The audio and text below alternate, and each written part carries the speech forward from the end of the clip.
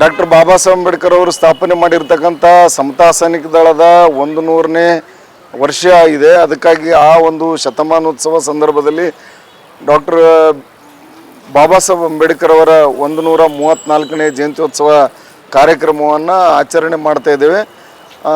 April 14 ಬೆಳಿಗ್ಗೆ 9:30 ಗಂಟೆಗೆ ಕಲಬುರಗಿ ನಗರದ ಸರ್ದಾರ್ ವಲ್ಲಭಭಾಯಿ ಪಟೇಲ್ ವೃತ್ತದ ಬಳಿ ಆ ಕಾರ್ಯಕ್ರಮವನ್ನು ಕಲಬುರಗಿ ದಕ್ಷಿಣ ಮತಕ್ಷೇತ್ರದ ಶಾಸಕರಾದಂಥ ಮೊನ್ನೆ ಅಲಂಪ್ರಭು ಪಾಟೀಲ್ ಅವರು ಉದ್ಘಾಟನೆ ಮಾಡ್ತಾ ಇದ್ದಾರೆ.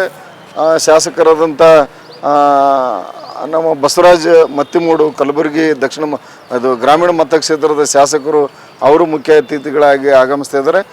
ಮತ್ತು ಮಾಜಿ ಶಾಸಕರು ಮತ್ತು ಮಾಜಿ ಅಧ್ಯಕ್ಷರು ಕಲ್ಯಾಣ ಕರ್ನಾಟಕ ಪ್ರದೇಶಾಭಿವೃದ್ಧಿ ಮಂಡಳಿಯ ಮಾಜಿ ಅಧ್ಯಕ್ಷರಾದಂಥ ದತ್ತಾತ್ರೇಯ ಪಾಟೀಲ್ ರೇವರವರು ಆಗಮಿಸ್ತಾ ಇದ್ದಾರೆ. ಈ ಒಂದು ಕಾರ್ಯಕ್ರಮದಲ್ಲಿ ಮಾನ್ಯ ಜಿಲ್ಲಾಧಿಕಾರಿಗಳಾಗಿರ್ತಕ್ಕಂಥ ಡಾಕ್ಟರ್ ಫೌಜಿಯಾ ತರನ್ನಮ್ ಬಿ ಮೇಡಮ್ ಅವರು ಕೂಡ ಆಗಮಿಸ್ತಾ ಇದ್ದಾರೆ. ಜೊತೆಗೆ ಕಲಬುರಗಿ ಪೊಲೀಸ್ ಕಮಿಷನರ್ ಆಗಿರ್ತಕ್ಕಂಥ ಡಾಕ್ಟರ್ ಶರಣಪ್ಪ ಬಿ ಇವರು ಕೂಡ SD ಇವರು ಕೂಡ ಆಗಮಿಸ್ತಾ ಇದ್ದಾರೆ. ಜೊತೆಗೆ ಗುಲ್ಬರ್ಗ ಜಿಲ್ಲಾ ಪೊಲೀಸ್ ವರಿಷ್ಠಾಧಿಕಾರಿಗಳಿರ್ತಂಥ ಶ್ರೀನಿವಾಸಲು ಅಡೂರು ಇವರು ಕೂಡ ಭಾಗವಹಿಸ್ತಾ ಇದ್ದಾರೆ. ಈ ಒಂದು ಕಾರ್ಯಕ್ರಮದ ಅಧ್ಯಕ್ಷತೆಯನ್ನು ನಮ್ಮ ಕಲಬುರಗಿ ದಲಿತ ಮುಖಂಡರಾಗಿರ್ತಕ್ಕಂಥ ಬಸಣ್ಣ ಸಿಂಗಿಯವರು ಕೂಡ ವಹಿಸ್ತಾ ಇದ್ದಾರೆ. ಈ ಒಂದು ಕಾರ್ಯಕ್ರಮದಲ್ಲಿ ಸುಮಾರು 8 ಜನರಿಗೆ ನಾವು ಸನ್ಮಾನವನ್ನು ಮಾಡ್ತಾ ಇದ್ದೇವೆ. ಡಾಕ್ಟರ್ BR ಅಂಬೇಡ್ಕರ್ ಪ್ರಶಸ್ತಿ ಪುರಸ್ಕೃತ ಕರ್ನಾಟಕ ಸರ್ಕಾರದಿಂದ ಪಡೆದುಕೊಂಡಿರ್ತಕ್ಕಂಥ ಡಾಕ್ಟರ್ ವಿಠಲ್ ದೊಡ್ಮನಿ, ಆಮೇಲೆ DG ಸಾಗರ್, AB ಹೊಸಮನಿ, ಆಮೇಲೆ SG ಭಾರತಿಯವರು ಇವರು ಕೂಡ ನಾವು ಸನ್ಮಾನ ಮಾಡ್ತಾ ಇದ್ದೇವೆ. ರಾಜ್ಯೋತ್ಸವ ಪ್ರಶಸ್ತಿ ಪಡೆದಿರ್ತಕ್ಕಂಥ ಕಲಬುರಗಿಯ ಹಿರಿಯ ಸಾಹಿತಿಗಳಾಗಿರ್ತಕ್ಕಂಥ ಡಾಕ್ಟರ್ ಹನುಮಂತರಾವ್ B ದೊಡ್ಮನಿಯವರಿಗೂ ಕೂಡ ಸನ್ಮಾನ ಮಾಡ್ತಾ ಇದ್ದೇವೆ. ಬಸವರಾಜ್ ಆಲ್ಗೂರು ಅವರು ಕೂಡ ಜಾನಪದ ಕಲಾವಿದರು, ರಾಜ್ಯೋತ್ಸವ ಪ್ರಶಸ್ತಿಯನ್ನು ಪಡೆದುಕೊಂಡವರಾಗಿದ್ದಾರೆ. ಜೊತೆಗೆ ಇನ್ನೊಬ್ಬರು ಯಶವಂತ್ D ಸಿಂಧೆ ಅಂತೇಳಿ ಅವರು ನೋಂದಣಿ ಮತ್ತು ಮುದ್ರಾಂಕ ಇಲಾಖೆಯ ರಾಜ್ಯ ಪ್ರಶಸ್ತಿಯನ್ನು ಪಡೆದುಕೊಂಡವರಾಗಿದ್ದಾರೆ. ಹೀಗೆ ಒಟ್ಟು 8 ಜನರಿಗೆ ನಾವು ಸನ್ಮಾನವನ್ನು ಮಾಡ್ತಾ ಇದ್ದೀವಿ. ಈ ಒಂದು ಕಾರ್ಯಕ್ರಮದಲ್ಲಿ ದೃಶ್ಯ ಮತ್ತು ಬೆಳಕು ಅಂದರೆ ಧ್ವನಿ ಮತ್ತು ಬೆಳಕು ಕಾರ್ಯಕ್ರಮವನ್ನು ಡಾಕ್ಟರ್ BR ಅಂಬೇಡ್ಕರ್ ಕುರಿತಂತೆ ಮಕ್ಕಳಿಂದ ಒಂದು ನಾಟಕ ಇದೆ. ಆಮೇಲೆ ಸಿದ್ಧಾರ್ಥ ಚಿಮ್ಮದಲಾಯಿ ಅವರ ತಂಡದಿಂದ ಒಂದು ಉತ್ತಮವಾದಂಥ ಸಂಗೀತ ಕಾರ್ಯಕ್ರಮವನ್ನು ಏರ್ಪಡಿಸಿದ್ದೀವಿ. ಅದೇ ದಿನ ಅಂತಂದರೆ ಬೆಳಗ್ಗೆಯಿಂದ ಸಾಯಂಕಾಲವರೆಗೂ ಕೂಡ ಎಲ್ಲರಿಗೂ ಕೂಡ ಅನ್ನದಾನ ಶಿಬಿರವನ್ನು ಏರ್ಪಡಿಸಿದ್ದೀವಿ. ನಮ್ಮ ಈ ಒಂದು ಜಯಂತಿಯ ಮುಖ್ಯ ಉದ್ದೇಶ ಏನಂತಂದರೆ ಸಮತಾ ಸೈನಿಕ ದಳದು 100 ವರ್ಷ ಗತಿಸಿದ್ರಿಂದ ಒಂದು ಶತಮಾನೋತ್ಸವ ಕಾರ್ಯಕ್ರಮ.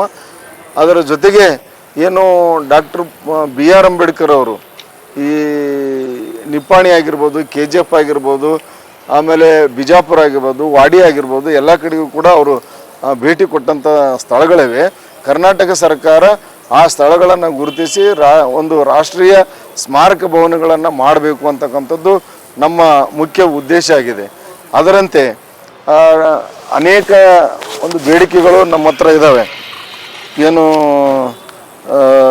ಈ ಬೆಳಗಾವಿ ಜಿಲ್ಲೆಗೆ ಏನು ಗಾಂಧೀಜಿಯವರು ಬಂದು ಹೋದ್ರು 100 ವರ್ಷ ಆಯ್ತು ಅಂತೇಳಿ ಕಾಂಗ್ರೆಸ್ನವ್ರು ಈಗಾಗಲೇ ಶತಮಾನೋತ್ಸವ ಕಾರ್ಯಕ್ರಮ ಏನು ಮಾಡಿದವರು, ಅದೇ ರೀತಿಯಾಗಿ ಬೆಳಗಾವಿ ಕೂಡ ಬಾಬಾ ಸಾಹೇಬ್ ಅಂಬೇಡ್ಕರ್ ಬಂದು 100 ಗತಿಸಿದ್ದೇವೆ. ಆ ಒಂದು ಕಾರ್ಯಕ್ರಮ ಅವರ ಒಂದು ಹೋರಾಟ, ಅವರದ ಒಂದು ಚಿಂತನೆ, ಅವರ ಕಾರ್ಯವೈಖರಿಗಳ ಬಗ್ಗೆ ಬಿತ್ತರಿಸಬೇಕು ಅಂತಂದರೆ ಕರ್ನಾಟಕ ಸರ್ಕಾರನೂ ಕೂಡ 100 ವರ್ಷದ ಒಂದು ಶತಮಾನೋತ್ಸವ ಕಾರ್ಯಕ್ರಮವನ್ನು ಮಾಡಬೇಕು ಅಂತಕ್ಕಂಥದ್ದು ನಮ್ಮದಾಗಿದೆ. ಕರ್ನಾಟಕ ರಾಜ್ಯದಲ್ಲಿ ಅನೇಕ ದೌರ್ಜನ್ಯ ಪ್ರಕರಣಗಳು ನಡೀತಾ ಇದ್ದಾವೆ. ದೌರ್ಜನ್ಯ ಪ್ರಕರಣಗಳಿಗೆ ಸಂಬಂಧಿಸಿದಂತೆ ಈಗಾಗಲೇ ವಿಶೇಷ ನ್ಯಾಯಾಲಯಗಳಿವೆ. ಆ ನ್ಯಾಯಾಲಯಗಳ ಜೊತೆಗೆ ಈ ದೌರ್ಜನ್ಯ ಪ್ರಕರಣಕ್ಕೆ ಸಂಬಂಧಪಟ್ಟಂತೆ ವಿಶೇಷ ಕೋರ್ಟ್ಗಳು ಕೂಡ ವಿಶೇಷ ಪೊಲೀಸ್ ಸ್ಟೇಷನ್ ಕೂಡ ಸ್ಥಾಪನೆ ಮಾಡಬೇಕಂಥದ್ದು ಡಿಮ್ಯಾಂಡ್ ಇತ್ತು. ಈಗಾಗಲೇ ಸ್ಥಾಪನೆ ಆಗಿವೆ. ಅದನ್ನು ಕಾರ್ಯರೂಪಕ್ಕೆ ತಂದಿಲ್ಲ, ಶೀಘ್ರ ಕಾರ್ಯರೂಪಕ್ಕೆ ತರಬೇಕು ಅಂತಕ್ಕಂಥದ್ದು ನಮ್ಮ ಒಂದು ಉದ್ದೇಶ ಆಗಿದೆ. ಈಗಾಗಲೇ ಸುಳ್ಳು ಜಾತಿ ಪ್ರಮಾಣ ಪತ್ರವನ್ನು ಪಡೆದುಕೊಂಡು ಪೊಲೀಸರ ಕೈಯಲ್ಲಿ ಸಿಕ್ಕಾಕೊಂಡು ಈಗ DCVC ಅಂದರೆ ಡಿಸ್ಟ್ರಿಕ್ಟ್ ಕಾಸ್ಟ್ ವೆರಿಫಿಕೇಷನ್ ಕಮಿಟಿ ಜಿಲ್ಲಾಧಿಕಾರಿಗಳ ನೇತೃತ್ವದಲ್ಲಿ ಇರ್ತದೆ. ಅಲ್ಲಿ ಸಾಕಷ್ಟು ಕಡತಗಳು ಅಲ್ಲಿ ಕೊಳಿತಾ ಇದ್ದಾವೆ. ಅದಕ್ಕೆ ಜೀವ ತುಂಬಿ ಅದನ್ನು ಬೇಗ ಬಗೆಹರಿಸಿ ತಪ್ಪಿತಸ್ಥರಿಗೆ ಶಿಕ್ಷೆ ಕೊಡ್ತಕ್ಕಂಥ ಕೆಲಸವನ್ನು ಮಾಡಬೇಕು ಅಂತಕ್ಕಂಥದ್ದು ನಮ್ಮ ಮುಖ್ಯ ಉದ್ದೇಶ ಆಗಿದೆ. ಈಗಾಗಲೇ ಕೇಂದ್ರ ಸರ್ಕಾರ ಬುದ್ಧ ಜಯಂತಿಯನ್ನು ಘೋಷಣೆ ಮಾಡಿದೆ. ರಾಜ್ಯ ಸರ್ಕಾರ ಬುದ್ಧ ಜಯಂತಿ ಘೋಷಣೆ ಮಾಡಿಲ್ಲ. ಬುದ್ಧ ಜಯಂತಿ ಘೋಷಣೆ ಮಾಡಬೇಕಂತೇಳಿ ನಮ್ಮ ಒಂದು ಒತ್ತಾಯ ಇದೆ. ಕರ್ನಾಟಕ ಸರ್ಕಾರ ಡಾಕ್ಟರ್ BR ಅಂಬೇಡ್ಕರ್ ಜಯಂತಿಗೆ ರಜೆಯನ್ನು ಕೊಟ್ಟಿತ್ತು. ಕೇಂದ್ರ ಸರ್ಕಾರ ರಜೆ ಕೊಟ್ಟಿರಲಿಲ್ಲ. ಈಗ ಮೋದಿಯವರ ನೇತೃತ್ವದ ಸರ್ಕಾರ ಬಾಬಾ ಸಾಹೇಬ್ ಅಂಬೇಡ್ಕರ್ ಜಯಂತಿಗೆ ರಜೆಯನ್ನು ಕೊಟ್ಟಿದೆ. ಅದಕ್ಕಾಗಿ ಕೇಂದ್ರ ಸರ್ಕಾರಕ್ಕೆ ನಾವು ಅಭಿನಂದನೆಗಳನ್ನು ಸಲ್ಲಿಸ್ತಾ ಇದ್ದೇವೆ. ಧನ್ಯವಾದಗಳು.